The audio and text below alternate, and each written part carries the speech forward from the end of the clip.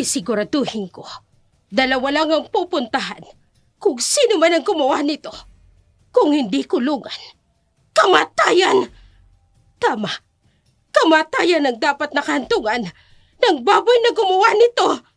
Kamatayan! Alam mo namang di ko magagawang pumatay, sir. Mapunta man ako sa lugar na yon dahil nais ko siyang tulungan. Baka nakakalimutan mo, makapangyarihan akong tao. Marami akong pera. Lahat ay kaya kong bilhin. Lahat ay kaya kong paikutin!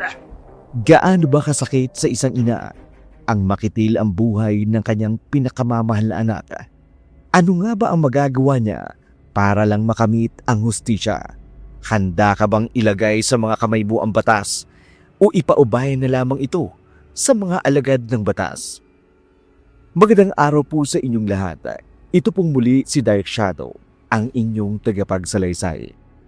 Ang kwento na inyong mapapakinggan ay hango sa totoong kwento ng buhay. Ngunit ang mga pangalan, lugar at pangyayari ay sadya naming binago upang mapangalagaan ang mga tauhang sangkot. Narito na po ang ating tula sa araw na ito.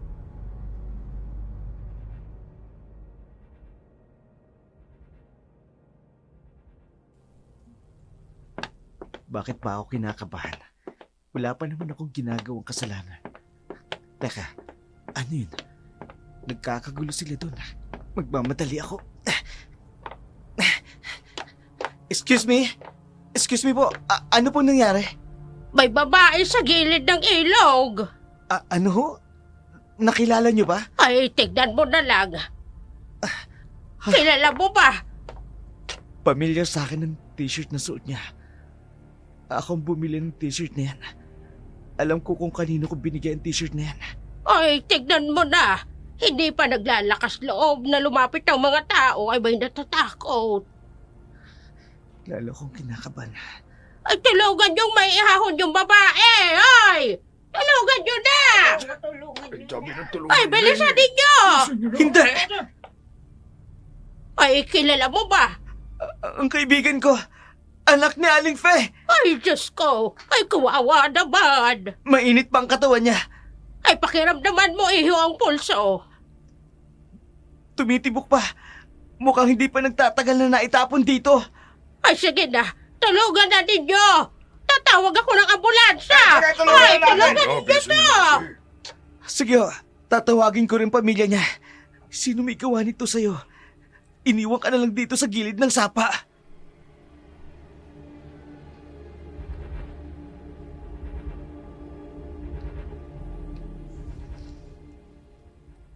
Hello? Leonard? Bakit? Huwag kang mabibigla. Nakita ng mga taong kapatid mo. Nakahandusay sa gilid ng sapa. Malapit sa school na pinapasukan niya. Ano? Sige. Pupunta na kami dyan. Dumiretso kayo sa ospital. Papunta na kami doon. Sige. Pupunta kami dyan ni Mama. Nako, nandito na yung ambulansya. Tulungan nyo na. Madali kayo. Nagmamadali ang mga tao na tulungang maisakay si Sarah sa ambulansya. Nang maisakay ito, kaagad na pinaandar ng driver ang ambulansya. Awang-awa si Leonard sa kalagayan ng babae dahil kusot-kusot ang damit, may dugo sa maselang bahagi ng babae. Bakas ang panggagahasa rito. Maya-maya pa nakarating na sila sa ospital. Agad namang inagapan ng mga nurse ang babae. Ilang sandali pa dumating na rin ang mag-ina na Sarina at Fe. Paging Dr. Lund to the nurses station. Anak ko, Sarah, gising na anak. Nandito na si Mama. Ma, ilang oras na tayo naghihintay dito. Hindi pa rin siya gumigising. Bunso, naririnig mo ba kami? Tita, magtiyaga lang po tayo. Sinabi naman po ng nurse na stable naman daw siya.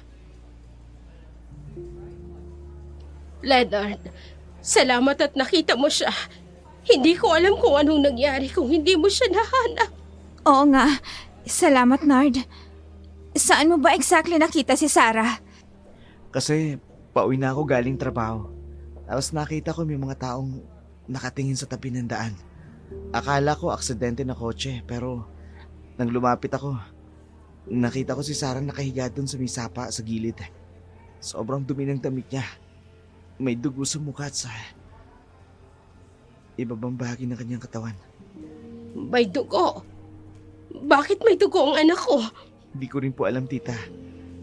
Pero nung hinawakan ko siya, may pulso pa naman siya kaya agad akong tumawag ng ambulansya. Kagabi pa namin siya hinahanap. Hindi siya umuwi. Hindi rin sumasagot sa phone. Nag-alala na talaga ako. Kasi hindi naman siya ganyan. Palaging nagte-text yan kapag may pupuntahan. Oo nga po eh. Si Sarah mabait naman siya. Hindi niya dapat naranasan ng ganun. Good evening po. Family ni Sarah? Opo, Doc. Ako po ang nanay niya. Kumusta na po ang anak ko? Nakuha na po namin yung mga test results. Umupo muna ho kayo. May problema po ba, Doc? Well, based sa examination, may injury si Sarah na hindi normal sa isang aksidente. May signs ng assault. Assault? Anong ibig pong sabihin nun, Doktor? Ma'am, mukhang may nanakit sa kanya. At based sa physical evidence, may sexual assault na naganap. Ano po? Hindi. Sinong demonyong gagawa nito sa anak ko? Doc, sigurado po kayo? Ma'am, I'm sorry. Pero yun ang nakita namin sa examination. May rape kit din kaming ginawa para sa evidence. Hindi ako papayag na hindi magbayad ang may gawa nito sa kanya. Tita, umupo muna kayo. May isa pa pong problema. Yung CT scan niya. May swelling sa brain. Kaya hindi pa siya nagigising. Swelling? Gaano po kalala, Doc? Medyo malaki yung impact sa ulo niya. Kaya siya nasa coma ngayon. Pero nag-medicate na kami para bumaba yung swelling. Koma. Ibig sabihin, hindi siya makikising. Hindi naman po. May chance pa rin na gumising siya. Kailangan lang po natin maghintay. Bata pa naman siya. Malakas pa ang katawan niya. Gaano po katagal bago namin malaman kung... Hindi ko pa po masasabi exactly. Pero minomonitor namin siya. May mga test pa rin na ginagawa namin regularly. Gusto kong malaman kung sinong gumawa nito sa anak ko. Ma'am, naiintindihan ko po kayo. Inireport na rin namin sa police. May investigators na darating dito para sa case. Dok, anong pwede namin gawin para sa kanya ngayon? Manatili lang po kayong malapit sa kanya. Minsan, nakakatulong yung familiar voices. At mag-pray din po kayo. Hindi ko siya iiwan dito mag-isa. That's good po. Babalik po ako later pag i-check na po ulit siya. Kung meron pong emergency, tumawag lang po kayo sa nurse. Salamat po, Doc. Walang anuman po. Nakakapagpuyos ng damdamin ang sinapit ng kapatid mo. Hanggang ngayon, hindi pa rin ako makapaniwala na sasapitin niya ito. Ang bait-bait ng kapatid mo. Kawawa naman siya. Hayaan niyo po.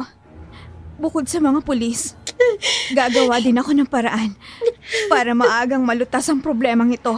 Sana'y gumising ng kapatid mo para siya nang makapagsabi kung sino ang hayop na gumawa nito sa kanya. Kawawa naman ang kapatid ko.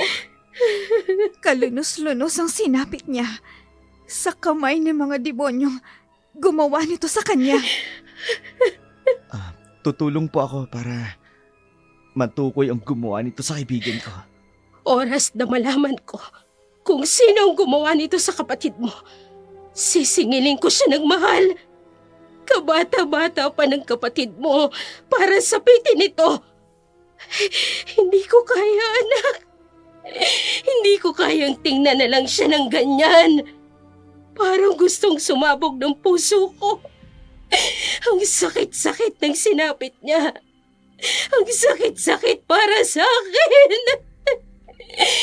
Papatayin ko ang gumawa nito sa kapatid mo.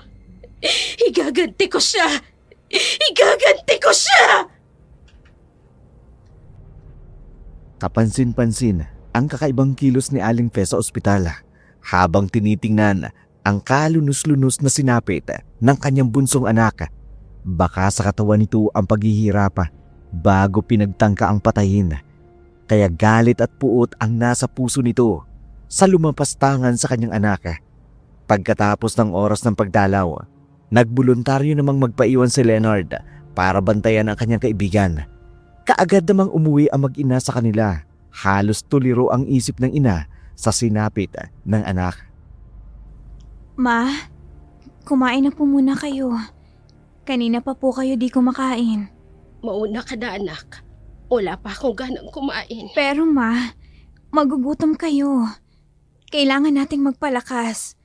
Hindi pwedeng papatay-patay tayo. Kailangan tayo ni Sarah. Hindi natin maipaghihiganti ang kapatid ko kung panghihinaan tayo ng loob. Ako lang ang gaganti. Ano? Kung meron mang kikilos para iganti ang kapatid mo, ako lang yun. Ako lang ang kikilos. Anong binabalak mo, ma? Basta hayaan mo muna akong makapag-isip. Pero ma, ako ang kinakabahan sa binabalak nyo.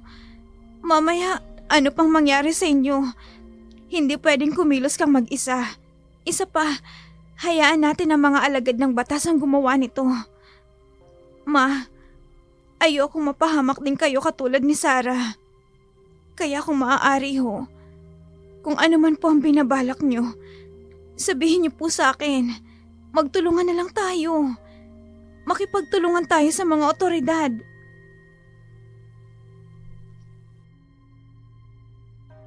Nakinig lamang si Aling Fe sa anak, ngunit malayo ang iniisip nito. Kaya naging alerto si Sarina sa mga oras na yun. Ayaw rin niyang gumawa ng hindi maganda ang kanyang ina. Si Sarah, katulad din ng kanyang ina. Masyadong malihim, kaya't napapahamak. Pero sa isip ni Sarina, ayaw niyang mapahamak isa man sa kanila. Makalipas ang ilang sandali, habang patapos ng kumain si Sarina, napansin niyang wala na ang kanyang ina.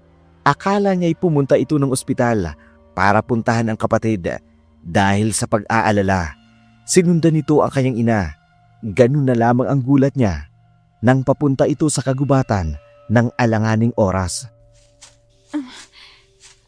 Anong gagawin ni Mama sa gubat? Kinakabahan ako Kanina lang, halos hindi ko siya makausap ng matino. Diyos ko, huwag niyo pong hayaang mapasama ang mama ko.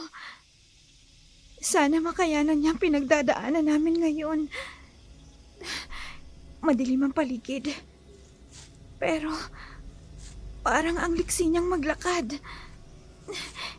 Saan siya pupunta? Anong gagawin niya sa madilim na gubat na to? Lubang nakakatakot sa ganitong lugar, sa ganitong oras. Nasaan na si Mama? Bakit bigla siyang nawala? Ma? Ma? Mama? Nasaan na si Mama? Bakit biglang nawala si Mama? Ma! Ang mama ko! Ma! Nahintakutan si Sarina sa mga sumunod na pangyayari. Wala siyang ibang iniisip kundi ang kalagayan ng kanyang ina. Di niya lubos maisip kung bakit tumungo ang kanyang ina sa lugar na yun. Sari-saring mga katanungan ang nasa kanyang isipan. Lalo na ang pagkawala nito bigla sa gubat at ang biglaang pag-ihip ng malakas na hangin. Nang tuluyan ng hindi makita ang ina, dahil na rin sa takot, nagpasya na itong umuwi sa kanila. Nagbabaka sakaling pag-uwi niya, naruroon na ang kanyang ina. Pagdating niya naman sa bahay nila, naabutan niya si Leonard. Leonard, anong ginagawa mo dito? Pinayagan na rin kasi ako ng ospital na umuwi. Salamat sa pagbabantay sa kapatid ko. Okay lang yun. Hindi naman pwedeng pabayaan ko ang kapatid mo dun. Sino pa ba naman ang tutulong sa kanya? Hindi tayo na lang magtutulungan. Saan ka nga pala galing? Bakit pawisan ka? Ha? Kuwan? Pati ang inay mo wala. Hindi siya pumunta doon? Hindi eh. Siya yung nakita ko sa gubat. Anong ginagawa niya dun? Merong hindi magandang nangyayari sa mama ko. Tulungan mo naman ako magdasal, oh. Na sana makayanan niya ang mga pinagdadaanan namin. Ang ikinatatakot ko ang mga ikinikilos niya ngayon. Ayokong mauwi sa depresyon ng ang mga nararanasan namin ngayon. Leonard, gusto ko siyang balikan sa gubat. Anong gagawin niya dun? Yun nga rin ang itatanong ko Bakit siya pupunta doon ng alanganing oras? Teka, wala ba kayong lahing may depresyon? Wala. Kung pupunta ka sa gubat, sasama ako. Hindi pwedeng mag-isa lang dun. Alanganin eh. Baka kung may mangyari pa sa'yo. Salamat Walang anuman. Ginagawa ko ito para kay Sarah. Matuwa man lang siya kapag nagkamali na siya. Pasensya na. Bakit humihingi ka sa akin ng pasensya? Dahil kahit na binastad ka ng kapatid ko, patuloy pa rin ang pagtulong mo sa akin. Dapat sana iniwan mo na kami.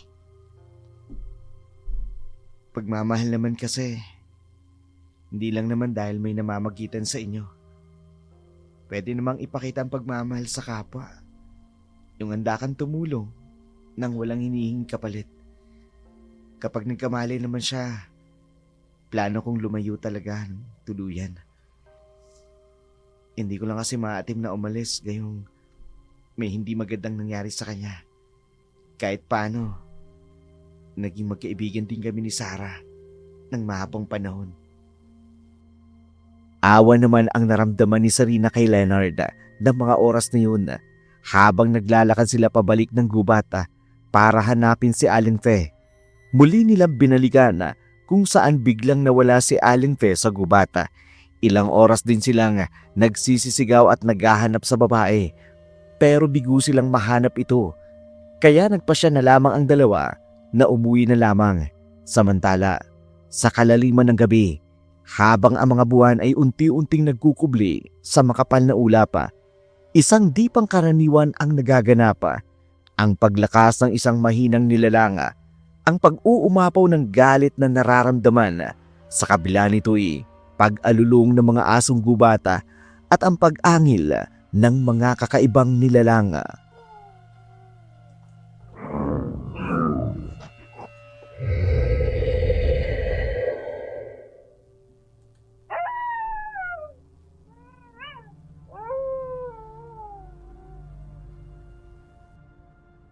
Sa isang sulok ng paaralan, tahimik na naglalakad ang isang babaeng naka-hoodie na itim. Nakatago ang buhok sa loob ng hood, may dalang flashlight at screwdriver.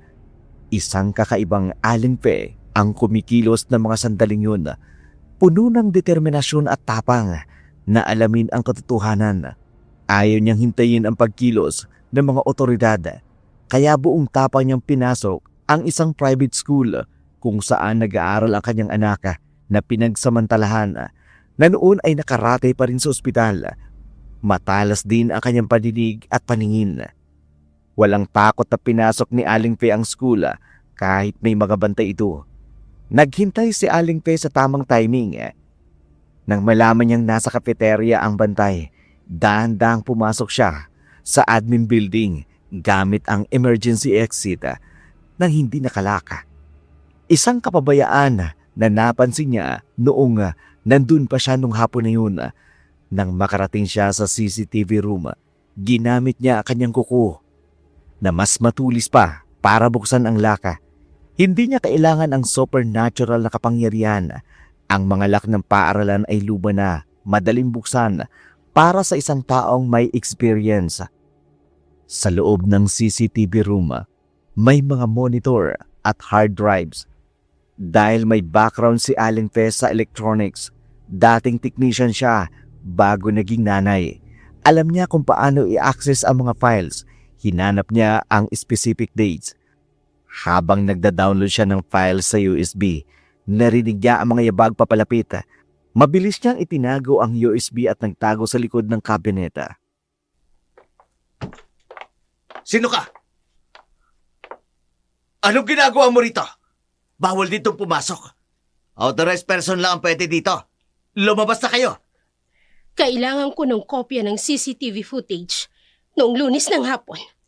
Mahigpit mong pinagbabawal sa amin na ibigay kahit na sino man ang copy ng CCTV footage.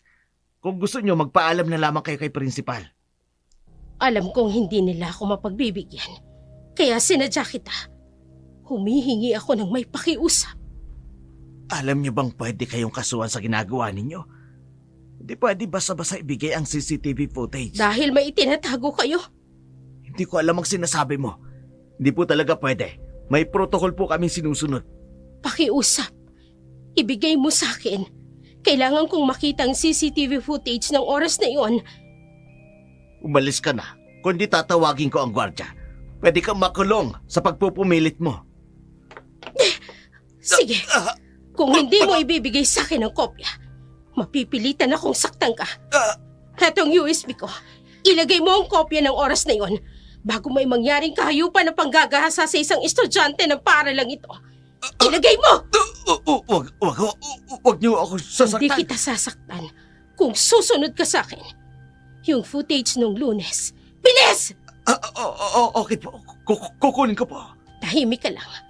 Kapag sumigaw ka, hindi magandang mangyayari sa'yo. Bilisan mo! Opo.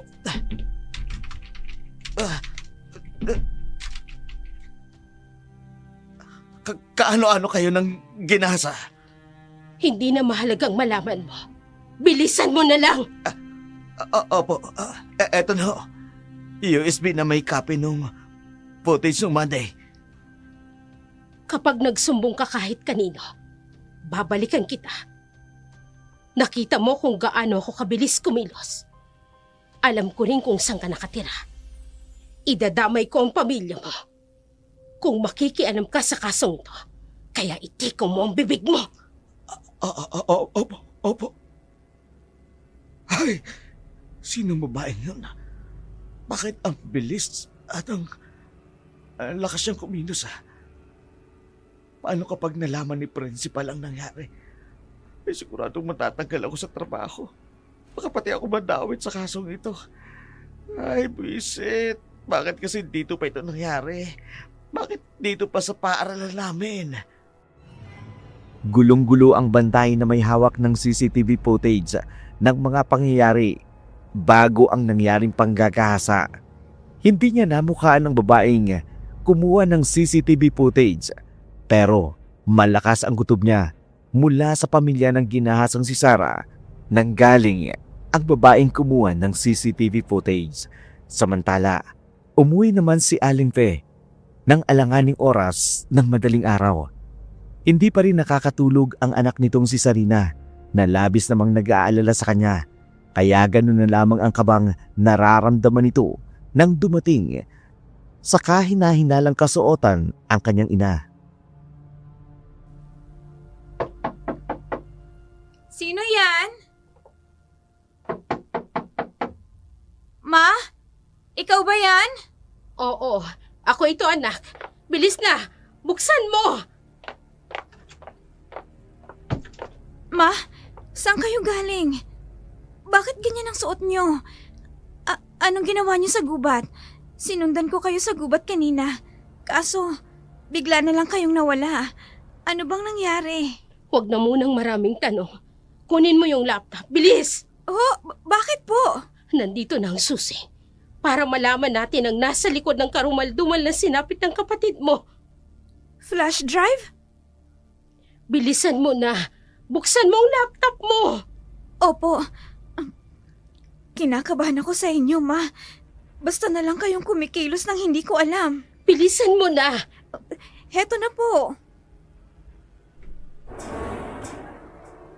CCTV footage? Sa labas at loob ng school? Paano kayo nakakuha nito, Ma? Hindi na mahalagang malaman mo. Ang mahalaga, nakakuha tayo ng lead na pwedeng makatulong sa paglutas ng kaso ng kapatid mo. May nakilala kayo sa school ni Sarah? Pareho nga kayong dalawa. Malihim. Basta na lang may mga nangyayari na hindi ko alam. Huwag ka na nga diyang mag-alala. Wala namang nangyaring masama sa akin. O siya, huwag nang maraming tanong. Buksan mo ang laptop mo para makita natin. Ito na po. Si Principal? Nandun siya malapit sa crime scene. Bago natagpuan ang katawan ng kapatid ko. Anong ginagawa niya sa lugar na yun? Siya ang nambaboy sa kapatid mo. Ma, hindi pa tayo nakakasiguro. Nandun lang siya sa pinangyarihan, pero walang malinaw na kuha na magkasama sila. Itong isa. Tumatakbo si Sarah palabas ng hallway ng second floor. Ayan o, pababa siya, patungo sa likod ng pinangyarihan. Baka may humahabol sa kanya. Wala na. Na-edit ng video na nabigay sa'yo, Ma. I-view mo lahat. Baka mayroong bahagi ng CCTV na nagpapakita na hinahabol ni Principal si Sarah. Sige na. Wala na talaga, Ma. Puisit. Nilinlang ako ng may hawak niyan. Hindi niya ibinigay sa akin ang buong kopya. May itinatago ngang principal na yon. Pero magagamit ko pa rin ito para makasuhan natin ang principal. Malakas ang kutob ko. May kinalaman siya sa nangyari sa kapatid mo. Buong akala ko, mabuting tao siya. At oras na mapatunayan na siya nga ang may gawa nito kay Sarah. Hindi ko rin palalampasin na nangyari. Magbabayad siya kung siya nga ang salarin sa paghahali sa kapatid ko. Magbabayad ang principal na yan. Kaya lang, hindi natin pwedeng ilagay sa kamay ang batas. Ito turn over natin sa mga pulis ang ebidensyang ito, Ma, para makatulong sa paglutas ng kaso. Mag-iwan ka ng kopya natin. Opo. Ma, pakiusap ho. Habang walang malinaw na ebidensya, huwag ho kayong gagawa ng anumang hakbang na ikasisira ng kaso. Kailangan kong hinay-hinay. Kung sakali mang may binabala kayo, sabihin niyo ho sa akin. Hindi pwedeng mag-isa lang kayo nakikilos. Sarina, May ipapangako niyo ba sa akin? Ma, sige. Ayoko na kasing mapahama ka pa. Katulad ng kapatid mo. Kaya naisip kong mag-isa na lang akong kikilos. Para wala nang masaktan at mapahamak. ganun din ho ang nararamdaman ko para sa inyo. Ayoko ring mapahama kayo. Natatakot din ako sa maaaring mangyari sa inyo, Ma. Kaya please, magkasama nating haharapin ang kaso na to. Anak niyo rin ako. At may pakialam ako sa sinapit ng kapatid ko. Nagpahinga na ang dalawa dahil madaling araw na ng mga sandaling yun. Hindi na rin kinulit pa ni Sarina ang ina sa nangyari sa gubata at sa pagkakuha nito ng CCTV footage dahil alam niyang hindi naman magbibigay ng kahit konting detalye ang kanyang ina sa mga nangyayari. Kaya nagsawalang kibo na lamang siya. Nang makabawi na ng lakas, nagpa siya ang mag-ina. Nadali na sa mga pulis ang nakuha nilang ebidensya. Pagdating na mag-ina sa police station, agad nilang ipinakita ang USB sa inspektor. Matapos panoorin ang footage, nakita ng inspektor si principal sa pinangyarihan. Agad siyang nag-dispatch ng team para sa questioning. Agad din namang nagtungo ang mga pulis sa bahay ng principal para sagutin ang mga katanungan, lalo na sa nakita niya sa CCTV. Inspektor, anong kailangan ninyo? Mr. Anastasio, nandito kami para sa ilang katanungan tungkol sa kaso ni Sarah. Yung estudyanteng natagpuan sa sapa sa likod ng school ninyo. Bakit naman ako? Wala naman akong kinalaman sa nangyari sa kanya. Pwede po bang pumasok kami para pag-usapan to ng maayos? Sige, pumasok kayo. Maupo kayo. Salamat po. Mr. Anastasio, nakita po namin sa CCTV footage na kayo ang huling nakausap ni Sarah ng hapon bago siya mawala ng mga sumunod na araw. Ano pong pag-uusapan ninyo? Kasi naman, Inspector, hindi ko rin alam kung bakit ako nandito sa CCTV kasi tinawagan ako ni Sarah nung gabi na yun. Anong oras po siya tumawag? Mga 7:30 p.m. Sabi niya nasa school daw siya at may kailangan kukunin sa classroom kaya nag-alala ako kasi gabi na at delikato. Tapos, ano pong ginawa ninyo? Pupunta ako sa school para tingnan kung okay lang siya. Kasi bilang principal, responsibilidad ko ang safety ng mga estudyante. Lalo na kung gabi na. Nakita niyo po ba siya nung pumunta kayo? Wala na siya nung nakarating ako. Akala ko umuwi na siya kaya hindi na ako nagpursige. Sana nga pala hinanap ko siya. Bakit mo naman tatawagan ng isang estudyante ng gabi? Hindi po ako ang tumawag sa kanya, Mrs. Siya po ang tumawag sa akin. May phone record ako kung gusto niyong tingnan. Pwede po bang makita yung call logs ninyo? Eto po, Inspector. Makikita niyo dito. Incoming call from Sarah. 7:32 p.m. Ma, Alam kong hindi siya nagsasabi ng totoo. Alam kong nagsisinungaling siya. Bakit hindi mo nalang sinabi agad yan sa amin? Kasi syempre natakot ako na baka isipin ninyo may ginawa ako. Pero ang totoo nag-alala ako sa kanya kaya pumunta ako. Kaya lang pagdating ko ng school, hindi ko na siya nakita. Sinungaling! Magsabi ka ng totoo! maghunas dili ka, Ma. Tandaan mo ito, principal. Hindi ako natatakot. Kahit may mataas kang estado ng buhay, hindi ako titigil hanggat hindi ko napapatunayan ng totoo. Alam kong may kinalaman ka sa nangyari sa anak ko. Naiintindihan ko po ang himutok ninyo.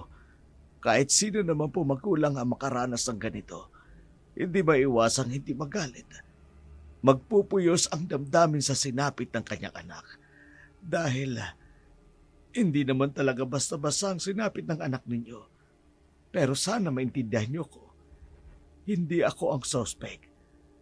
Ako man, makikipagtulungan na malaman ang totoo. Sinungaling! Mrs., hindi pa tayo pwedeng mag-akusa kung wala pa namang ebidensya. Oo, nakita natin siya sa CCTV.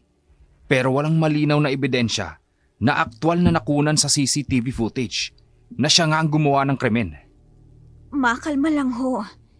Hindi tayo pwedeng magpadalos-dalos ng aksyon.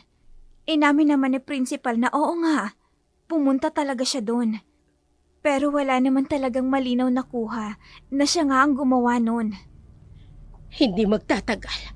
Lalanta din ang totoo. Oras na lumabas ang totoo. Magbabayad ng mahal ang gumawa nito sa anak ko.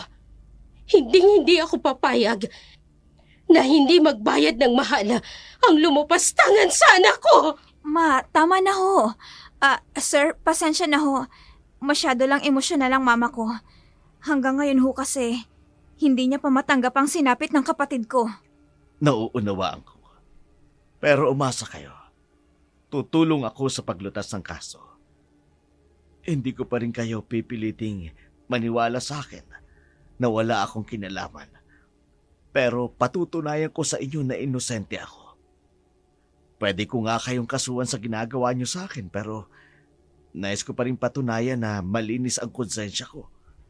Hindi ako ang gumahasa sa kapatid mo. Sasayangin ko ba ang propesyon ko na pinaghirapan ko na mahabang panahon? Ilang taon na lang magre-retiro na ako. Sisirain ko ba ang reputasyon ko? Tsaka anong dahilan ko para gawin yon?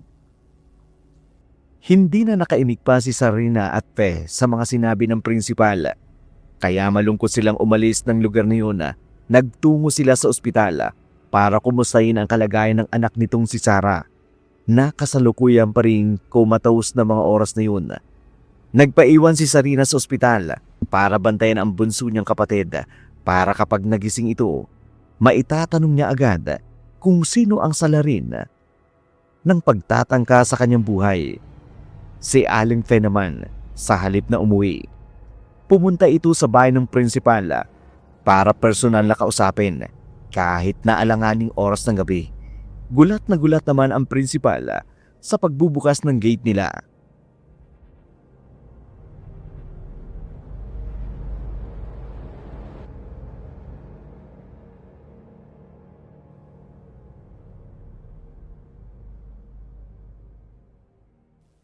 Anong kailangan mo? Hindi ako magugulo. Sige. I-entertain kita. Gusto ko lang humingi ng tawad sa mga nasabi ko kanina. Hindi ko na kasi alam ang gagawin ko. Hanggang ngayon hindi pa rin nagkakamalay ang anak ko. Hindi ko na rin alam kung saan ako kukuha ng pangtusto sa gastusin. Tutulong ako. Bakit mo gagawin yon? Malapit sa akin ang mga estudyante ko. Nakita ko ang pagiging dedikado ng anak mo na makapagtapos. Ilang beses din siyang lumapit sa akin at humingi ng tulong. Kung saan daw siya makakahanap ng scholar. Hindi pa ba nasabi sa inyo? Nagpalso kasi ang scholarship niya mula sa mga Japanese community na tumutulong. Walang naibigay kahit ilang kusing sa school. Pero ayaw niyang umalis.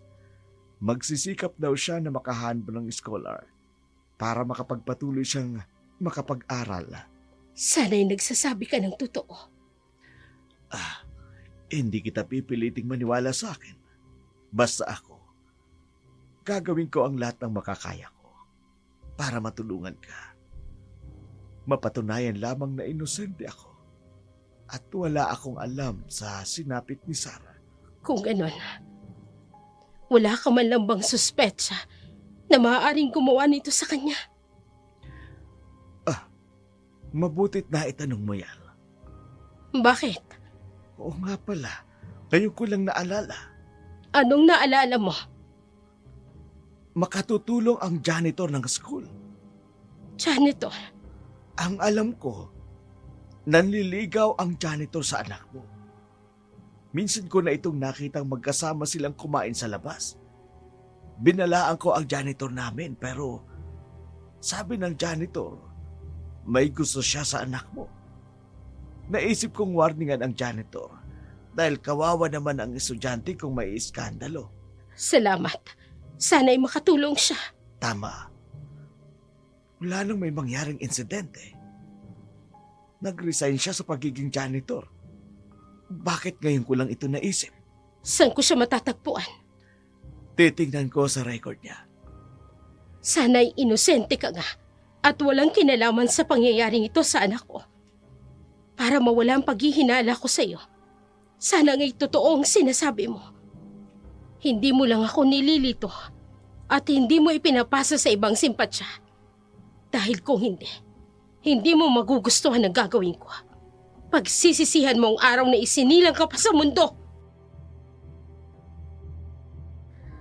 Matapos maibigay ang address ng janitor ng isang private school na pinapasukan ni Sarah, umalis na ito. Bagamat naruroon pa rin ang kawalan ng tiwala at pagdududa. Pero dahil sa nalaman niya na halos 3 taon lang ang agwat ng edad ng janitor, pinag-isipan ni Aling Pe ang mga pangyayari.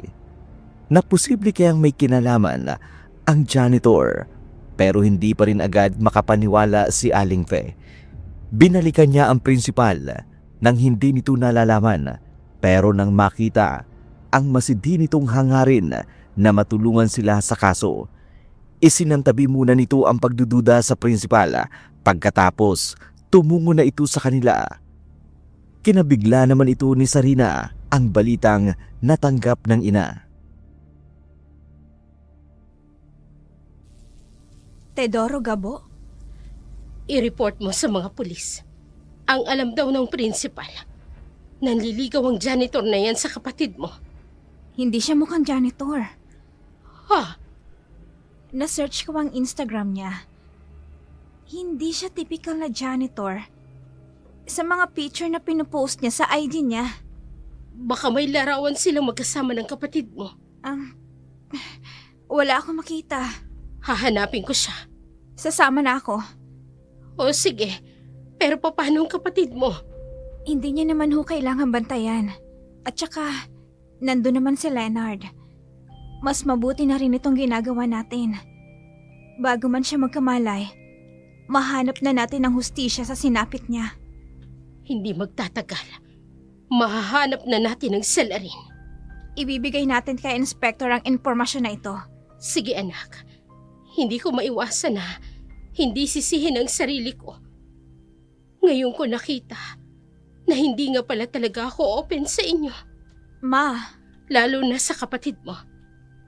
Maraming nangyari sa kanya sa school na hindi niya sinasabi sa atin. Marami siyang ginawa na hindi niya ipinaalam sa atin. Sa akin. Kaya sana anak, ikaw, huwag kang maglihim sa akin. Kung ano man ang nakabibigat sa'yo. anong nalaman niya sa principal tungkol sa kapatid ko?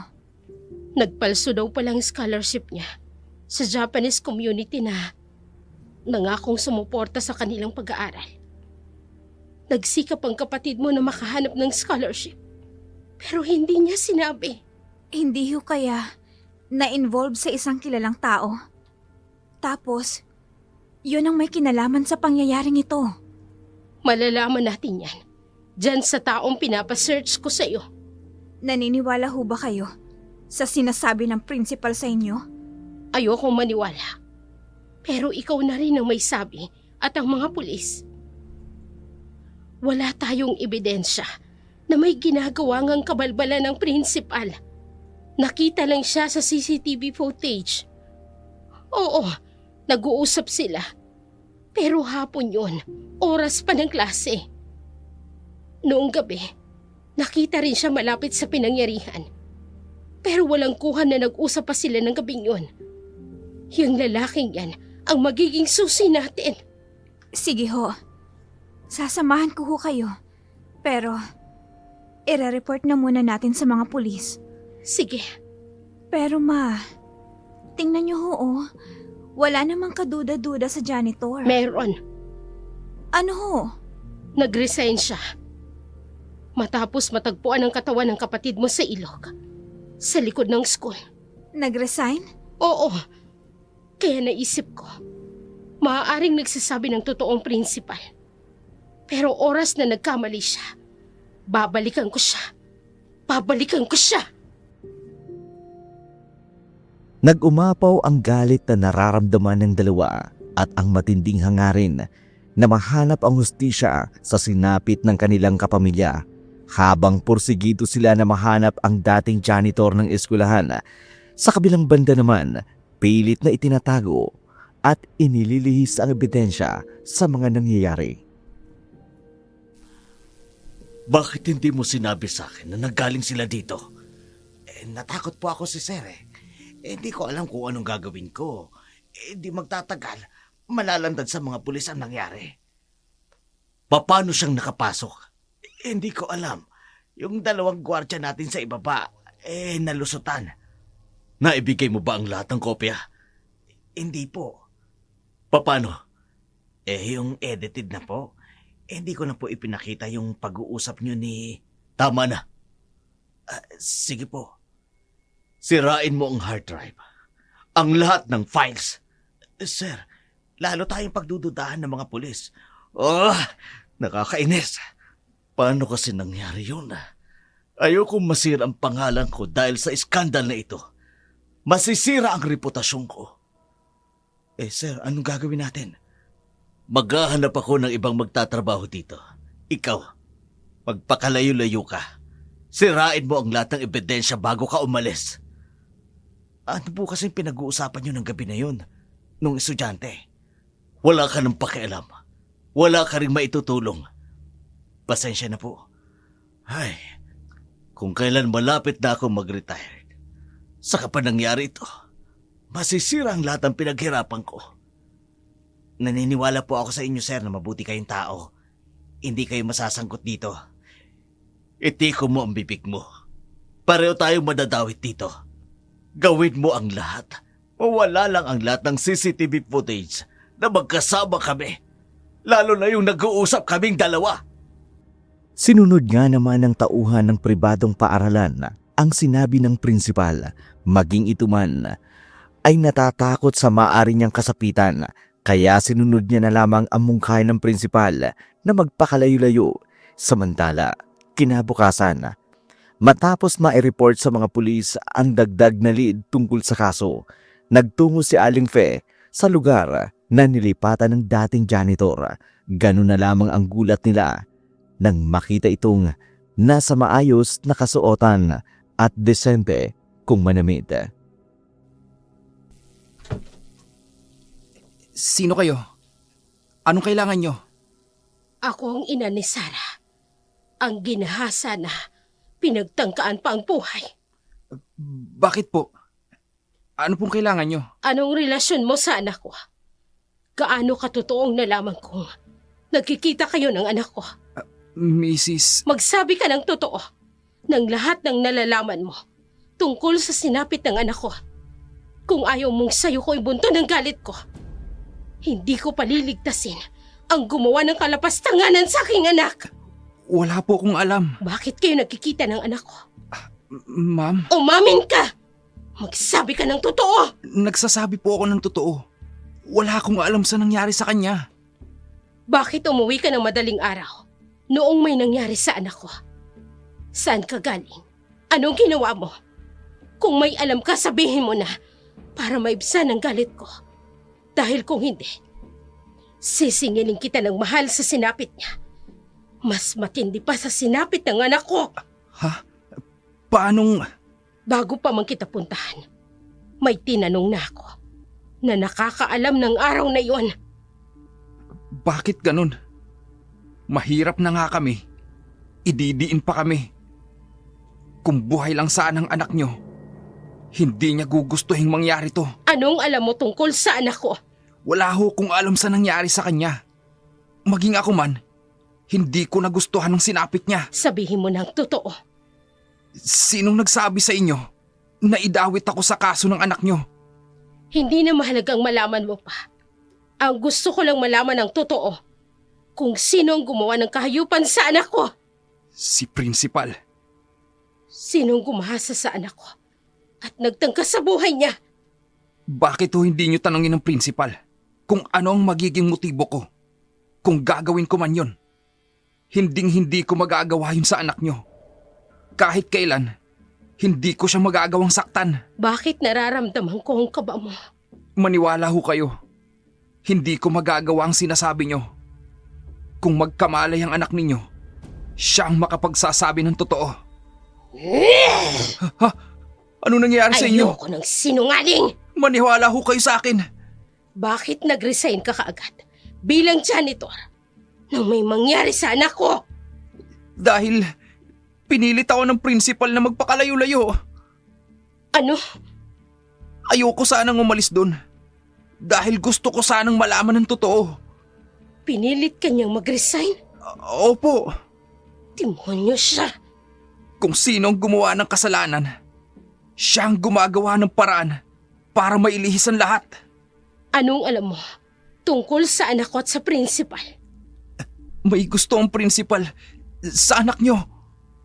Kung may gusto siya, bakit niya papatayin? Hindi ko alam kung siyang pumatay at kung bakit niya pinatay. Kinahasa ang anak ko at pinagtangka ang patayin. Mabuti na lang, hindi siya natuluyan. Ha? Buhay siya? Oo, pero comatose siya. Oras na magising ang anak ko, walang makaliligtas sa akin. Maniningil ako ng mas mahal sa sinapit ng anak ko. Mas matindi sa sinapit niya ang gagawin ko.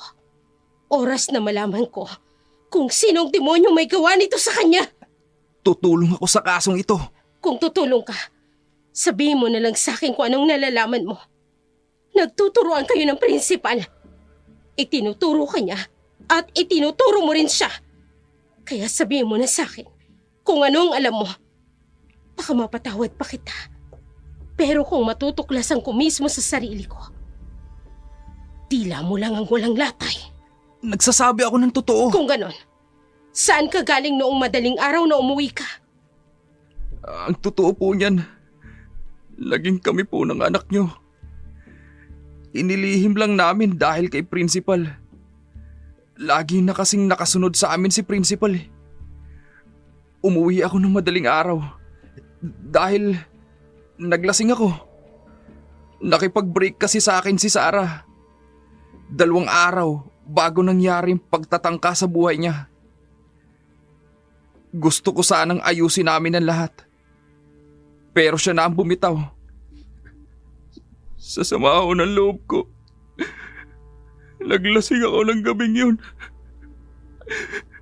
Nang sabihin niyang mas mapapabuti raw ang buhay niya kung si principal ang pipiliin niya.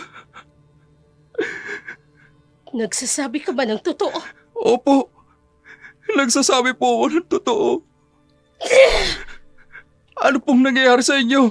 Sinong lumapastangan sa anak ko? Sinong gumawa nito sa kanya? Sino? Galit na galit si Aling Fe dahil sa pangalawang tao. Wala siyang nakuwang sagot pero hindi siya nawala ng pag-asa. Alam niyang may alam ang dalawa. Nagpapasahan sila ng sisi. Naramdaman niya isa sa kanila ay nagsisinungaling. Kaya sa isip nito, lihim niyang mamanmanan ang dalawa. Galit itong umalis sa inuupahang bahay ng dating janitor. Pagkaalis nito, isang tawag naman ang sinagot ni Gabo. Hello, boss. Galing siya dito. Anong gagawin ko? Sige, aalis na ako rito para wala na siyang babalikan. Nararamdaman ko, boss, na babalik siya rito. Boss, nakakatakot ang ina ni Sarah. Talagang desidido siya na mahanap ang salarin sa nangyari sa kanya. Ano ho? Tuluyan siyang papatayin? Boss, ang hirap ng pinagagawa niyo. Hindi ko magagawa. Nasa ospital siya ngayon eh. Boss, natatakot ako. Ang ganda-ganda ng buhay ko. Pero dahil sa ginawa niyo, nadadamay ako. Ayoko nang masangkot sa gulo niyo. Ayoko na. Nakarating na sa tunay na mastermind ng panggagahasa ang pagnanais ng magulang nito na hanapin ang tunay na salarin. Kaya gumawa na rin ng paraan para tapusin ang nakomatose na si Sarah. Sa kabilang dako naman, dahil sa mga nangyari, hindi mapigilan ni Aling Pe ang kakaibang nangyayari sa kanya, ang tuluyang pag-atake ng pagiging aswang sa kanya dahil malapit ng magkabilugan ng buwan, ang lihim na matagal nang itinatago, tuluyan nang malalantad. Kanina pa ang ingay ng mga manok sa labas. Pakonti pa naman ang manok namin. Hindi ko alam kung bakit nauubos. Lagi na lang nababawasan. Kahit marami ang manok namin, alam ko pa rin kung kulang o hindi ang mga manok. Ano yun? May tao sa likod bahay? Ma? Kayo bang nandyan sa labas? Sino kayo? Bakit yung kinakain ng mga alaga naming manok? Sino kayo? Diyos ko! Diyos ko! Gulat na gulat si Sarina sa kanyang nakita. Isang aswang na hayok sa laman ang kanyang nakita sa likod ng kanilang bahay. Madali naman itong nakaalis bago pa man dumating si Leonard. Natakot din ito nang marinig ang sigaw ni Sarina. Narinig kong sumigaw ka kaya tumungo ako rito. Nakakatakot ang itsura nung nakita ko. Anong nakita mo? Aswang ang nakita ko. Aswang? Oo. Hindi ako maaring magkamali. Aswang ang nakita ko. Sila yung kumakain ng mga alaga manok namin ni Mama. Kalma. Daan-daan lang. Sige. Kasi, nung nakaraang 1 linggo, napansin ko nagkakandawalaan ng mga manok namin. At kanina, kitang-kita ko, aswang ang kumakain ng mga manok namin. Kung ganon, delikado dito sa inyo. Bakit nagkaroon ng aswang dito? Hindi kaya ang nangyari kay Sarah, kagagawan din ng aswang? Kaya lang nung makita ko yung katawan niya, wala namang bakas ng kalmot ang aswang. Maliban sa mga pasa niya sa katawan. Walang kinalaman ng aswang sa nangyari sa kapatid ko. Pero kanina, aswang talaga yung nakita ko. Tara na sa loob ninyo. Baka bumalik yung aswang na sinasabi ninyo. Sige, tara na. Hindi talaga ako makapaniwala sa nakita ko. Hindi ko alam kung maniniwala ako sa'yo pero lamang ikaw ang nagsabi. Maniniwala na ako. Siya nga pala, kaya ako naparito. Dahil sa kalagayan ni Sarah. Kanina kasi, napansin kong gumalaw yung kamay niya. Baka tuluyan na siyang magising. Sana nga magising na ang kapatid ko. Nasaan nga pala ang nanay mo? Umalis kanina. Iniwan nga ako eh. Ang usapan namin, magkasama kami nga alis kanina. Pero pagising ko kaninang umaga, umalis na siya. Pero hanggang ngayon, hindi pa rin bumabalik. Ano bang nilalakad niya? Siya na lang ang magsasabi. Hindi ko rin kasi pwedeng sabihin. May kaugnayan ba sa kaso ng kapatid mo? Oo, Sige, hindi na ako magtatanong pa. Galing din pala ako sa presinto kanina. Hanggang ngayon, wala pa rin silang updates. Minsan naiisip ko, gusto kong tulungan ang nanay mo sa paghahanap ng hustisya. Kesa naman maghintay na lang tayo sa mga pulis. Mabagal yung proseso ng kaso. Hamo, hindi magtatagal. Lalabas na rin ang katotohanan. At sana talaga magising na si Sarah. Siya ang makakapagsabi kung sino ang tunay na salarin. Habang nag-uusap ang dalawa, si Fe naman kumikilos na mag-isa matapos ang nakagugulat na mga nalaman kay Gibo. Hindi mapakali si Aling Fe. Ang mga sinabi ng dating janitor, tuloy-tuloy na umiikot sa kanyang isipan. Kaya sa kabila ng pagtutol ni Sarina, nagpasya siyang bumalik kay Principal Anastasio upang harapin at tanungin ang buong katotohanan. Nagbalik ka. Kumusta ang pag-uusap ninyo ng janitor? Sa nakikita ko, isa sa inyo ang nagsisinungaling. Ipinapasa ang sisi sa iba para mapagtakpan ang kanyang kasalanan. Kala ko tapos na ang pag-uusap natin tungkol sa bagay na yan. May bago akong nalaman na kailangan mong linawin. Pumasok ka muna sa loob. Maupo ka muna. Ipaghahanda kita ng makakain. Hindi na kailangan. Sige, umupo ka muna.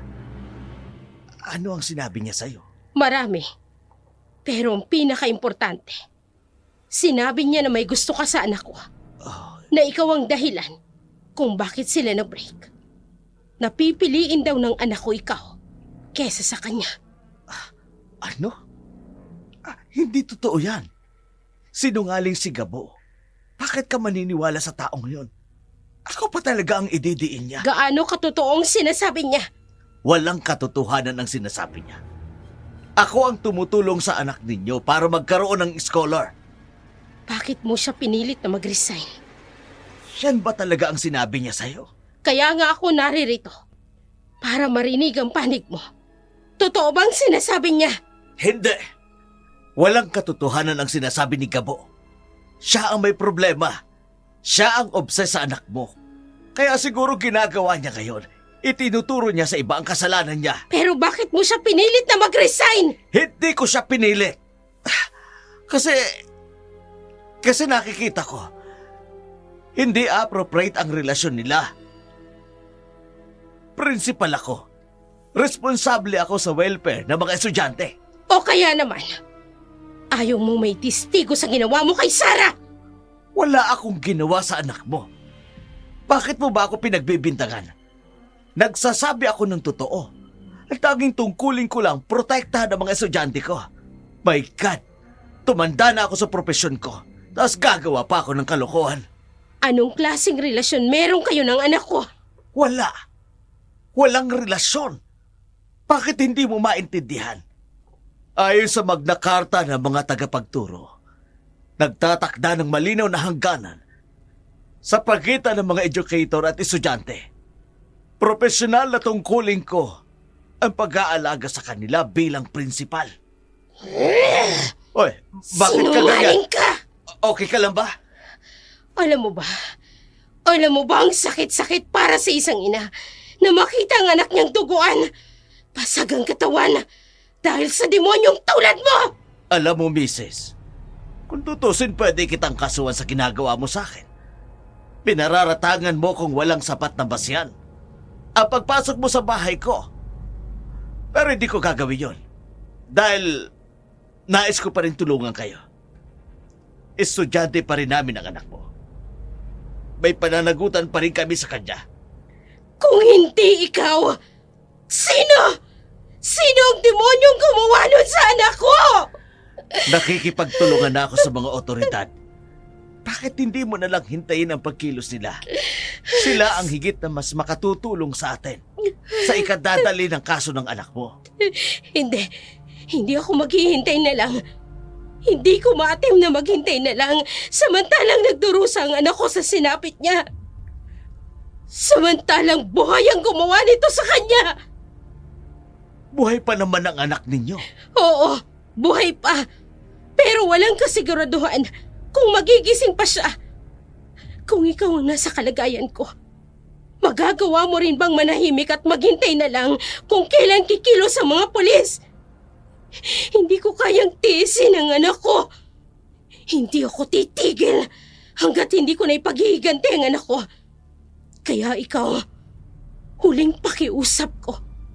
Kung ano man ang nalalaman mo, sabihin mo na sa akin. Dahil kapag umabot sa hangganan, sa suktulan ng galit ko, at napatunayan ko na may alam ka, pagsisisihan mo ang araw na isinilang ka pa sa mundo! Hindi siya pangkaraniwang tao. Bakas na bakas sa kanyang mukha ang matinding galit. Hindi ako papayag na masira ang retirement ko. Kailangan kong pakilusin ang taong tatapos nito. Hello? Linisin mo na ang lahat ng kalat. Ayoko masira ang pangalan ko dahil lang sa kaso na ito. Tarantang kinakabahan na kinausap ni Principal Anastasio ang kausap nito sa telepono habang nanginginig ang mga kamay hawak ang cellphone. Isa lang ang nasa isip niya, ayaw niyang masira ang kanyang reputasyon na matagal niyang inalagaan. Kaya kahit anong paraan gagawin niya, magkaroon lamang siya ng malinis na exit sa serbisyo.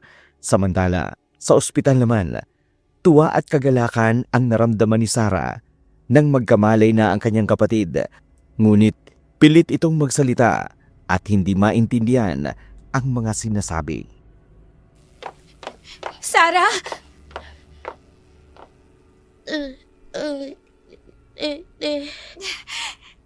Salamat naman at nagkamalay ka na, Sarah.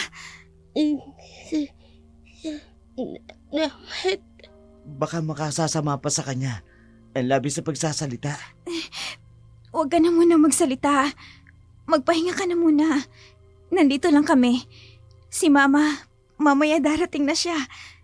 Si Leonard nga pala, siya ang laging nagbabantay sa'yo dito. Habang kami naman ni Mama, nag-aasikaso ng kailangan na gastusin dito. Hindi ko pa nga pala nasabi sa'yo. Ang alin? Bayad na ang lahat ng gastusin dito sa ospital. Ano? Sinong nagbigay? Sige lang, kapatid ko. Magpahinga ka lang muna. Huwag mo kaming masyadong alalahanin. Ikaw ang kailangang gumaling. Sige na, pahinga ka muna. Leonard, doon tayo sa labas. Sige.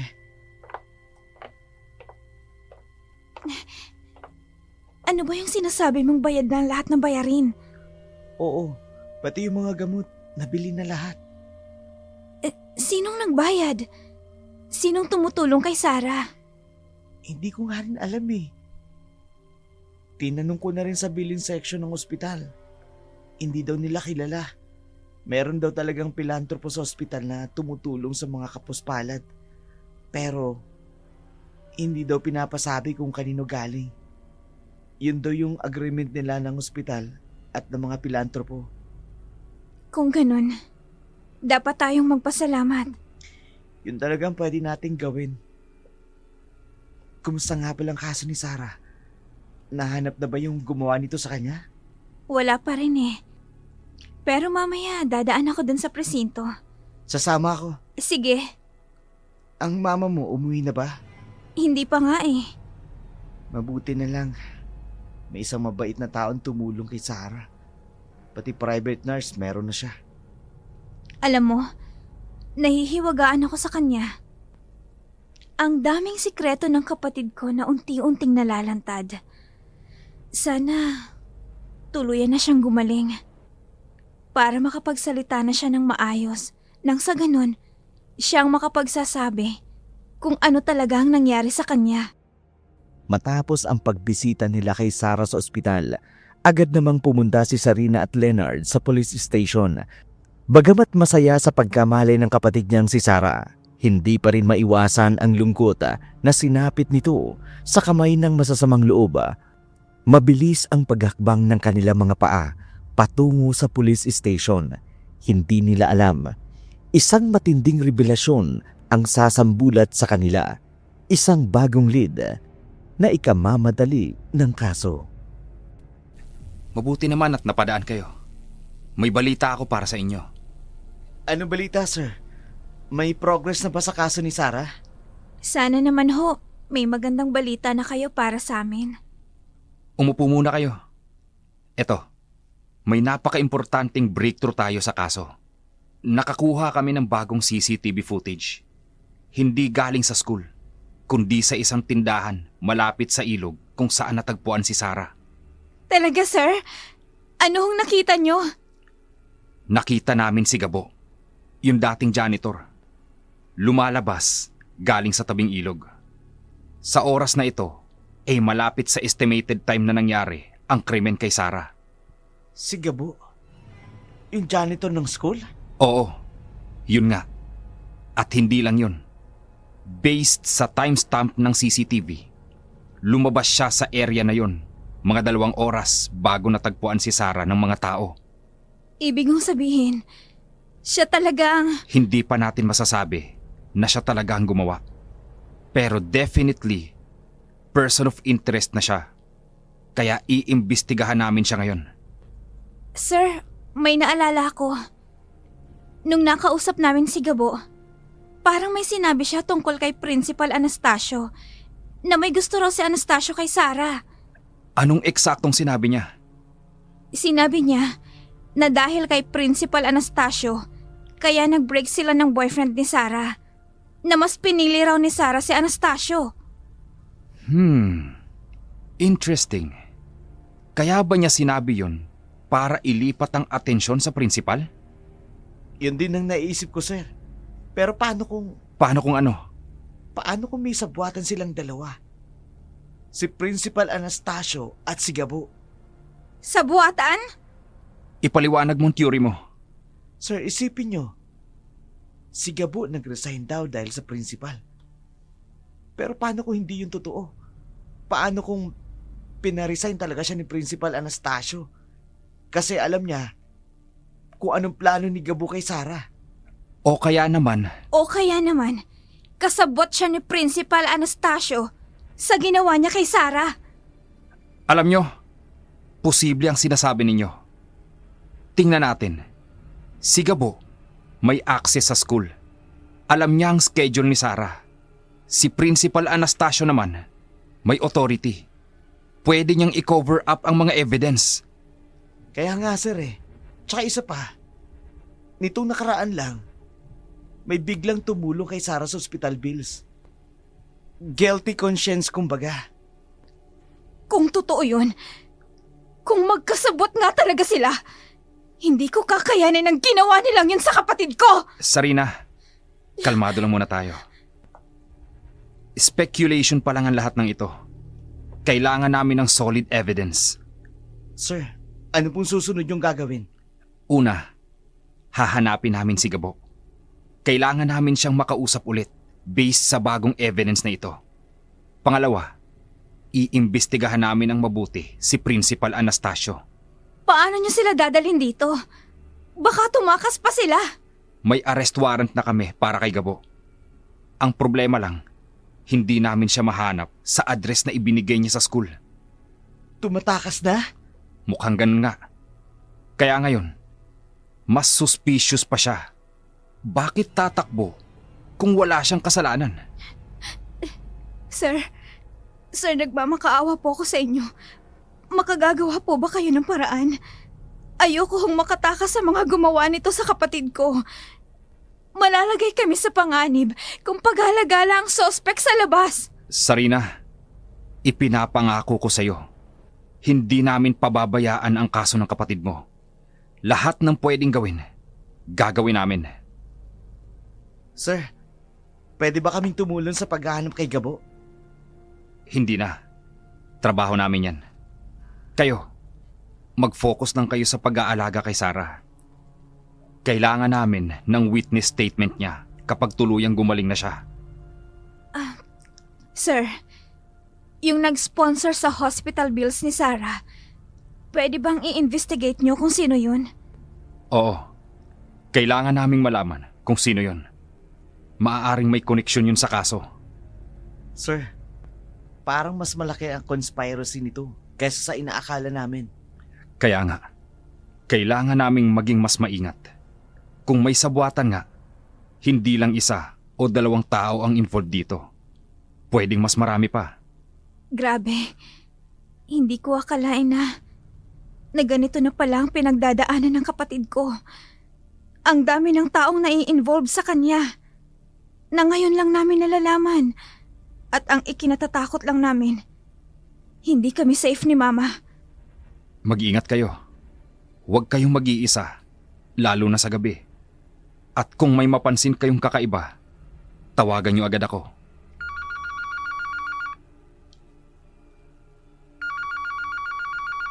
Oo.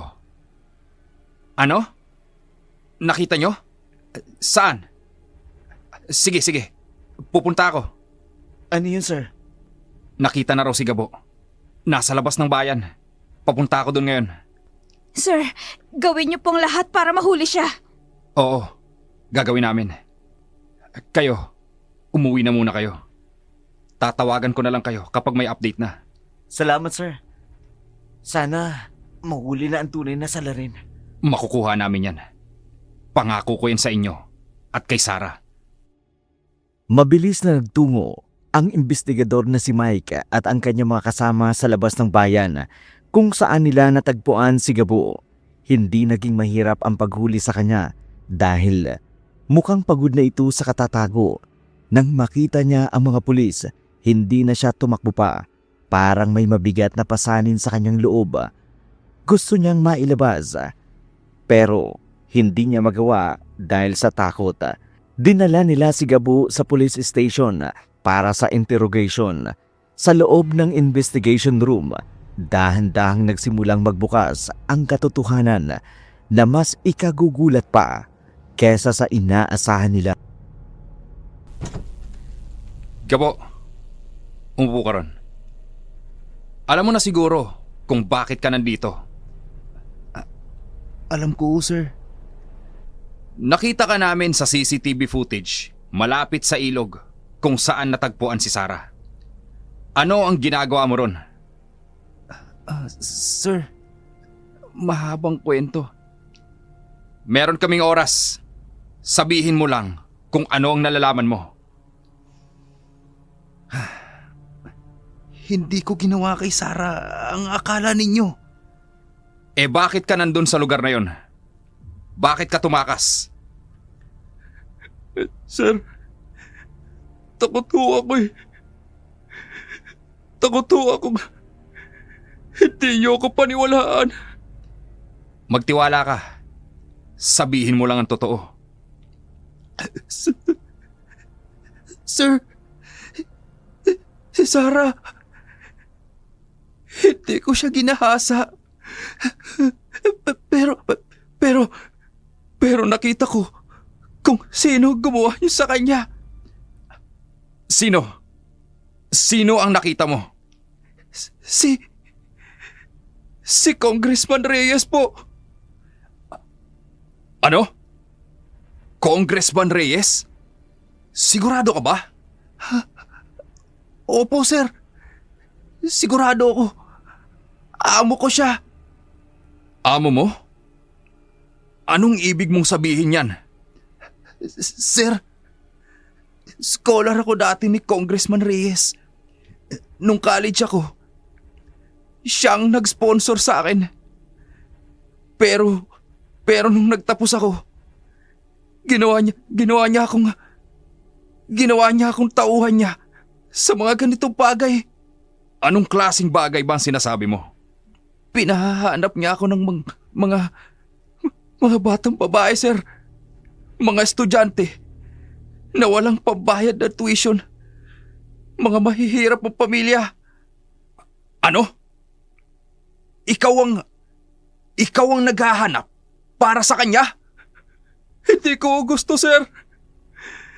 Ayoko po nito. Pero wala akong choice. Pinagbantaan niya ako. Sinabi niya papatayin niya ang pamilya ko kapag hindi ako sumunod. Kaya pala, kilala mo si Sarah. Oo, sir. Napansin niya si Sarah sa school. Nagagandahan kasi siya kay Sarah. At scholar pa. Sinabi niya sa akin na gusto niyang makausap si Sarah. At anong ginawa mo? Sir, una kong sinabi kay Sarah na may gustong kumausap sa kanya. Hindi ko sinabing si Congressman yun. Akala ko, sir, usapan lang ang mangyayari tungkol sa scholarship. Tapos? Pero nung nakita ko na hindi pag-uusap ang ginagawa niya, sinubukan kong pigilan, sir. Kaya ako naging close kay Sarah. Sinabihan ko siya na mag-ingat. Bakit hindi mo sinabi sa principal? Sa mga magulang niya? Sir, hindi niyo maiintindihan. Si Congressman Reyes. Sir, malaking tao yun eh. May mga kapit sa lahat ng lugar. Sa pulis. Sa gobyerno. Sir, sinong maniniwala sa akin? Kaya ka pala nag-resign sa school? Oo, sir. Sinabi ko kay Principal Anastasio na may emergency ako sa pamilya. Pero ang totoo, gusto ko nang lumayo. Ayoko nang maging parte ng ginagawa ni Congressman. Ang masakit pa dun, sir, idinawit ko pa si Principal Anastasio. Gumawa ako ng kwento. Pero ang totoo, si Congressman Reyes ang may kagagawan. Pero bakit ka nandun sa ilog nung araw na yon? Tinawagan ho ako, sir, ni Congressman. Sinabi niya na may trabaho daw ako. Pero nung narating ko yung lugar, nakita ko si Sarah. Duguan siya. Nandun ka ba nung nangyari? Wala ako, sir. Pagdating ko ron, tapos na ang lahat. Nakita ko lang si Sarah na wala ng malay. Nakahiga sa tabi ng ilog. Bakit hindi mo tinulungan? Bakit hindi mo tinawag ang ambulansya? Gusto ko gawin yun, sir. Pero biglang dumating si Congressman. Sinabi niya sa akin na kung magsasalita ako, papatayin niya ako at ang pamilya ko. Ano? Kaya ka pala tumakas? Sir, pagkatapos nun, umalis na ako agad. Hindi ko alam na buhay pa pala si Sarah. Akala ko patay na siya. Kaya pala may nag-sponsor sa hospital bills ni Sarah. Si Congressman Reyes yun? Pero sir, pakiusap po. Pabantayan niyo ang room ni Sarah sa ospital. Dahil Dahil pwedeng pakana niya lang ang pagtulong para hindi siya pagsimpatyahan ng tao. Pero kapag nalaman niyang magaling na si Sarah, ipapapatay niya to. Sige, gagawin namin. Salamat ho, sir. Gago. Pedophile palang hinayupak na yun. Ilang bata na kaya naging biktima niya? Marami na, sir. Hindi lang si Sarah ang una. Pero siya ang unang ganitong nangyari. Bakit? Anong kakaiba kay Sarah? Lumalaban si Sarah, sir. Hindi siya basta-basta sumusuko. Kaya siguro galit na galit si Congressman sa kanya. Gabo, willing ka bang maging witness laban kay Congressman Reyes? Sir, natatakot ako. Malaking tao yun, sir. Baka... Gabo, kung hindi ka magsasalita, marami pang Sarah ang magiging biktima niya. Gusto mo ba yon? At dawit ka sa kaso ni Congressman. Sir! Poprotektahan namin kayo ng pamilya mo. Pangako ko yan. Pero kailangan namin ng testimonya mo para mahuli namin ang demonyo na yan. Sige, sir. Gagawin ko. Para kay Sarah. At para sa mga batang tulad niya. Finally, ngayon, makukuha na namin ang hustisya para kay Sarah. Si Congressman Reyes, hindi makatatakas sa ginawa niya. Calling all units! Calling all units! I need backup. We're going after Congressman Reyes. This is big. Over. Officer, units dispatch. Over. Habang abala ang investigador sa paghahanda para sa operasyon laban kay Congressman Reyes, sa kabilang dako naman, sa tahanan ni Principal Anastasio, kinakabahan pa rin sa mga nangyayari. Hindi niya pa kasi alam na natagpuan na ng mga pulis ang tunay na salarin. Sa halip, nag-aalala pa rin siya na baka masangkot siya sa kaso. Nang isang tawag ang matanggap nito mula sa katiwala na namamahala sa CCTV system ng school para sa huling pag-uusap sana nila tungkol sa mga ebidensya. Nang sinabi ng katiwala na kailangan nila mag-usap ng personal bago ito tuluyang magpakalayo-layo, agad namang nagbadali si Principal Anastasio papunta sa school. Nang makarating siya sa security office, nakita niya si Carlos na tila may mabigat na problema. Carlos, anong problema? Bakit mo ko pinapunta dito? Sir, umupo muna kayo. Ano ba naman kasi ang nangyari? Sir, tungkol po sa CCTV footage na pinapaboran niyo sa akin. O ano naman doon? Hindi mo pa ba ginawa? Sir, hindi ko pa ginawa. Ano? Bakit hindi mo ginawa? Usapan natin yun. Ayokong masira ang exit ko sa trabaho. Matagal kong pinangalagaan ang pangalan ko. Madadawit lang dahil sa pagtulong ko sa isang tao. At ako pa mababaliktad. Ako pa ang madidiin. Kaya wala naman akong ginawa. Sir, wala naman po kayong kinalaman sa nangyari kay Sarah. Anong ibig mong sabihin? Sir, nakuha na po ng mga pulis ang tunay na salarin. Sino? Sino ang nahuli nila? Si Congressman Reyes po, sir. Congressman Reyes? Paano mo nalaman? Sir, nakausap ko po kanina ang isang pulis na dumating dito. Inihingi po nila yung mga CCTV footage ng school. Pero, hindi na para sa inyo. Para kay Congressman Reyes po. Oh, ibig bang sabihin? Oo, sir. Hindi na dito sa school ang nangyaring krimen. Sa labas po talaga, sa tabi ng ilog. Carlos, bakit hindi mo sinabi sa akin yan? Sir, nung una po kasi, akala ko kasi involved kayo kaya natakot ako para sa inyo. Matagal yun ang pinagsisilbihan ng school na to.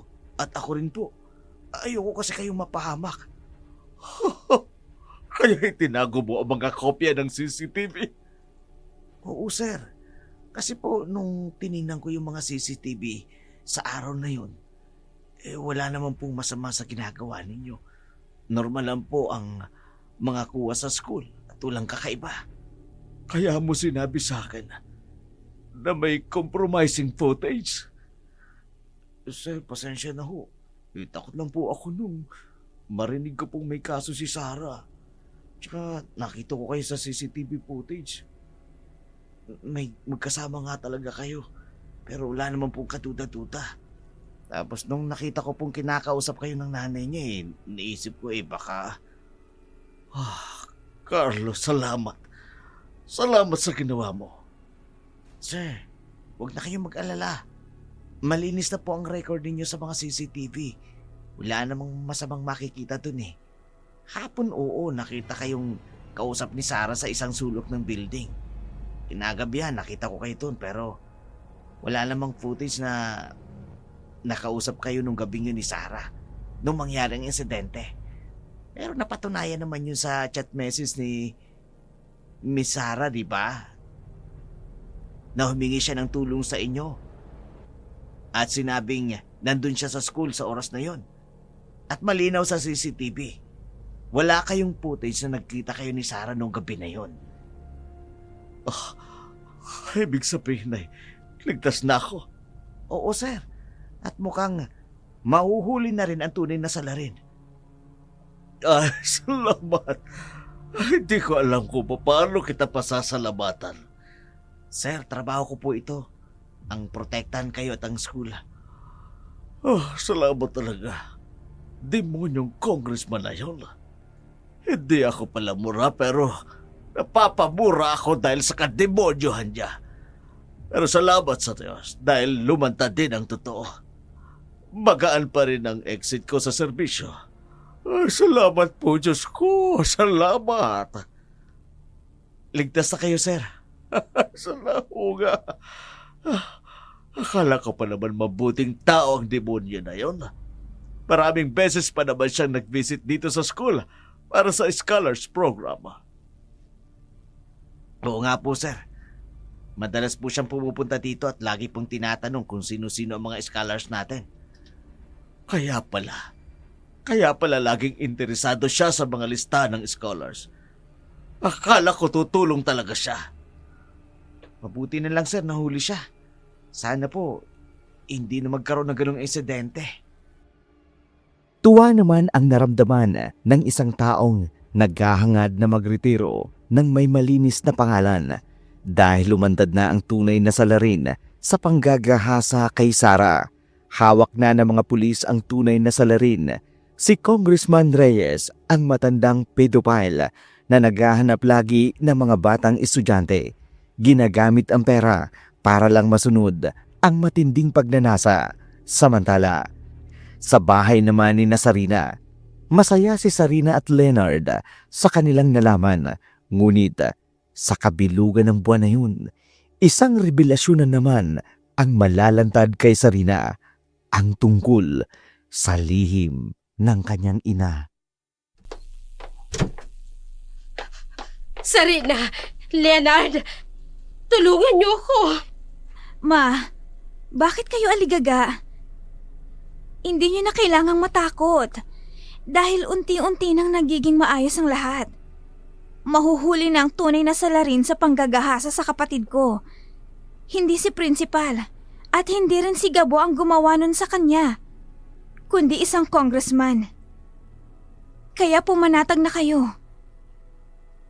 Pero ako, may malaking problema. Anong ginawa niyo? Saka ko nasasabihin sa iyong lahat. Basta ginawa ko lamang ito para sa kapatid mo. Ginawa ko ang lahat para malantad ang totoo. Pero mali ang ginawa ko.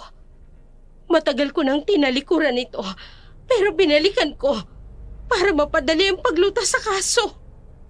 Anong ginawa niyo? At saka, bakit may dala kayong mga kadena? Anong gagawin niyo dyan? Wala nang oras. Para ipaliwanag ko pa sa iyo, Sarina. Basta ikadena niyo ko. Leonard, tulungan mo si Sarina. Ikadena niyo ko, ang kamay at ang paa ko. Ito lang ang alam kong paraan para hindi ko kayo masaktan. Sige na, bilisan nyo na! Ma, kinakabahan ako sa Bilisan inyo. nyo na! Mamaya ko na ipapaliwanag sa inyo ang lahat! Leonard, tulungan mo ako. Bilisan ninyo! Oo, ate. O ikaw, Leonard, ikaw ang magkadena sa akin sa paa. Ikaw, Sarina, sa kamay. Bilisan nyo na!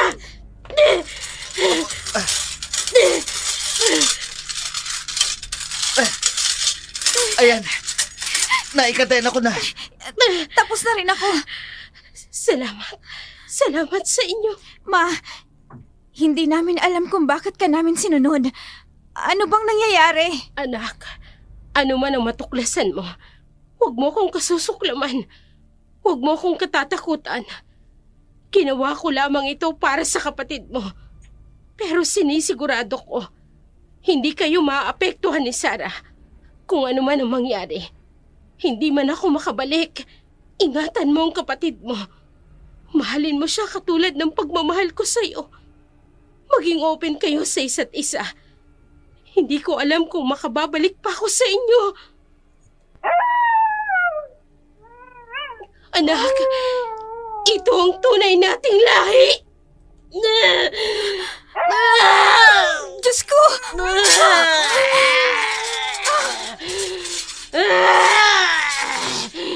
Umalis na kayo! Hindi ko kayo makikilala kapag...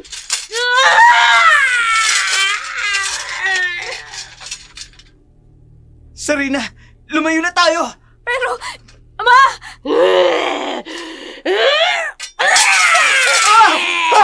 Naputol ang kadena!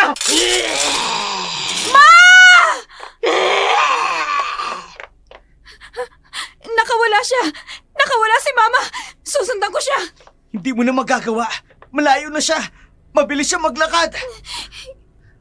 God, buong buhay ko, namuhay ako sa lihim naming pagkatao. Ito ba ang dahilan kung bakit madalas naglilihim sa akin si Mama? Hindi niya sinasabi na may ganito kaming pagkatao.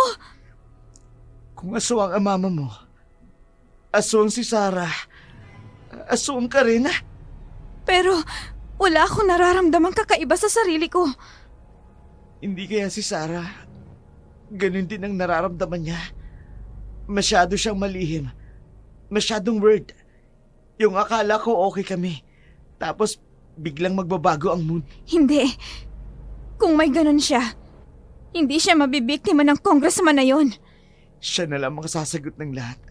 Siya ang makapagsasabi ng totoong nangyari sa kanya. Pakiusap. Huwag mong sasabihin kahit kanino ang natuklasan mo. Kayo na lang pamilya kong kumilala sa akin. Nagparanas na bahagi ako ng mundong ito. Mula nang itakwil ako ng mga tito ko, wala silang sinabi tungkol sa mga magulang ko. Kayo ang nagparanas sa akin na mahalaga ako sa mundong ito. Hindi ko makakayang siraan si Tita Fe. Handa ako siyang tulungan kahit sa anumang paraan. Ang kasong sexual assault laban kay Congressman Reyes naging mas malakas pa nang lumantad si Gabo bilang star witness. Detalyado niyang nailarawan ang nakita niya ng mga gabi na yun, kung paano ginamit ni Congressman ang kanyang posisyon upang makalapit kay Sarah. Ang mga scholarship documents na ginamit niya upang makuha ang personal information ng mga estudyante ang naging ebidensya laban sa kanya. Sunod-sunod na lumantad ang mga kababaihan na dating biniktima rin ni Congressman. 3 babae, lahat ay dating mga scholar. Natatakot lamang magsalita noon dahil sa impluensya at kapangyarihan ng akusado. Ngunit ngayon, nakakita sila ng pag-asa sa hustisya. Nagkaroon sila ng lakas ng loob para mag-testify. Umuusad ang kaso at tila makakakuha na ng hustisya si Sarah. Tuluyan ang gumaling ang dalaga mula sa mga pinsalang natamo niya. Handa niya nang sabihin ang buong katotohanan. Ngunit isang nakagugulat na balita ang dumating. Nakapagbayad ng malaking piyansa si Congressman Reyes. Nakalabas ito habang umuusad pa rin ang kaso.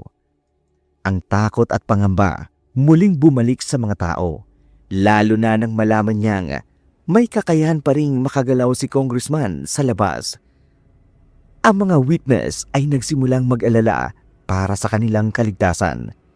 Isang umaga, isa na namang nakagigimbal na balita ang kanilang nasagap. Natagpuang patay na si Sarah sa kanyang kwarto ayon sa mga doktor.